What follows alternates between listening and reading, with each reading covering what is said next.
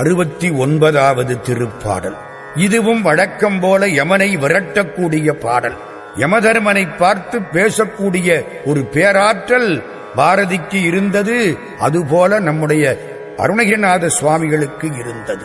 ஞானவாள் வைத்திருக்கிறேன், யமனே பக்கத்திலே வந்தால் உன் திரிசூலத்தை நான் துணிப்பேன். ஞானவாள் ஏந்து மையர் நாதப்பறை அறைமின் என்பது திருவாசகம்.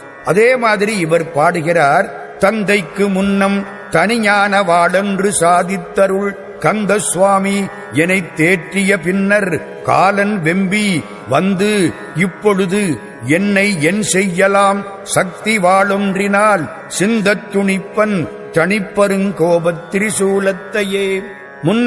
முன்னாளில் தந்தைக்கு, தந்தையாகிற சிவபெருமானுக்கு தனிஞான வாழ், ஒப்பற்ற மெஞ்ஞானமாகிற வாளாயுதம் ஒன்றை சாதித்து அருள் கொடுத்து அருள் புரிந்த கந்த சுவாமி, சிவபெருமானுக்கு உபதேசம் செய்த கந்த சுவாமி என்னை தேற்றினார், எனக்கும் உபதேசம் செய்தார். சிவனுக்கு உபதேசம் செய்தவர் எனக்கும் உபதேசம் செய்தார், என்னை தேற்றினார், தெளிந்தேன். இப்பொழுது காலன் வெம்பி வந்து இப்பொழுது என்னை என் செய்யலாம்.